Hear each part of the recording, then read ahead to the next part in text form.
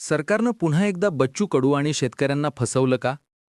काल मुंबईत मुख्यमंत्री देवेंद्र फडणवीस यांच्या अध्यक्षतेखाली मोठी बैठक झाली. या बैठकीनंतर सरकारनं सांगितलं की राज्य सरकारनं मित्राचे चेअरमन प्रवीण परदेशी यांच्या अध्यक्षतेखाली समिती तयार केली आहे. ही समिती 3 महिन्यात म्हणजे 30 जून 2026 पर्यंत कर्जमाफीचा अहवाल देईल आणि शेतकऱ्यांची कर्जमाफी पूर्ण होईल. ऐकायला छान आहे ना? पण खरी गोष्ट काय आहे? ही घोषणा निवडणुका लक्षात घेऊन केली गेली आहे. स्थानिक स्वराज्य निवडणुका अगदी दारात आहेत आणि सरकारला शेतकऱ्यांचा रोष थांबवायचा आहे. म्हणून पुन्हा एकदा कर्जमाफीचा गाजावाजा, पण प्रत्यक्षात अजून काहीच नाही.